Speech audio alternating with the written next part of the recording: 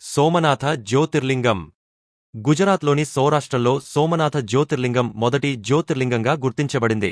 ఇది శివుని ప్రధాన పూజా స్థలాలలో ఒకటి. మల్లికార్జున జ్యోతిర్లింగం. శ్రీశైలం పర్వతంపై కృష్ణానది ఒడ్డున మల్లికార్జున జ్యోతిర్లింగం ఉంది. ఇది ఆంధ్రప్రదేశ్లో ప్రసిద్ధ పుణ్యక్షేత్రం. మహాకాళేశ్వర జ్యోతిర్లింగం. ఉజ్జయినిలో ఉన్న మహాకాళేశ్వర జ్యోతిర్లింగం దక్షిణాభిముఖంగా ఉన్న ఏకైక జ్యోతిర్లింగంగా ప్రసిద్ధి పొందింది. ఇది మధ్యప్రదేశ్లో ఉంది. ఓంకారేశ్వర జ్యోతిర్లింగం. ఓంకారేశ్వర జ్యోతిర్లింగం నర్మదా నది ఒడ్డున ఇండోర్ సమీపంలోని మాల్వా ప్రాంతంలో ఉంది. భీమాశంకర జ్యోతిర్లింగం.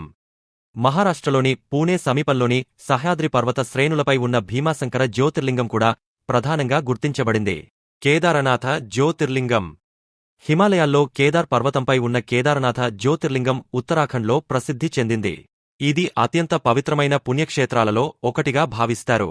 కాశీ విశ్వనాథ జ్యోతిర్లింగం. ఉత్తరప్రదేశ్లోని వారణాసిలో ఉన్న కాశీ విశ్వనాథ జ్యోతిర్లింగం పవిత్ర కాశీలో ప్రసిద్ధి చెందినది. ఇది శివుని అతి ముఖ్యమైన పూజా స్థలాలలో ఒకటి. త్రయంబకేశ్వర జ్యోతిర్లింగం. మహారాష్ట్రలోని నాసిక్ జిల్లాలో గోదావరి నది ఒడ్డున ఉన్న త్రయంబకేశ్వర జ్యోతిర్లింగం ఎంతో విశిష్టమైనది. వైద్యనాథ జ్యోతిర్లింగం. జార్ఖండ్లోని దేవఘర్లో ఉన్న వైద్యనాథ జ్యోతిర్లింగం మత విశ్వాసాల ప్రకారం చితాభూమి అని పిలువబడింది. ఇది ప్రధాన జ్యోతిర్లింగాలలో ఒకటి. నాగేశ్వర జ్యోతిర్లింగం.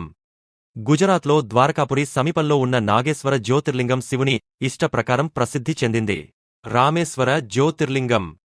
తమిళనాడులోని రామనాథంలో ఉన్న రామేశ్వర జ్యోతిర్లింగం 11వ జ్యోతిర్లింగంగా గౌరవించబడింది. ఘృష్టేశ్వర జ్యోతిర్లింగం. మహారాష్ట్రలోని సంభాజీనగర్లో దౌలతాబాద్ సమీపంలో ఉన్న అరుష్టేశ్వర జ్యోతిర్లింగం శివుని 12వ జ్యోతిర్లింగం.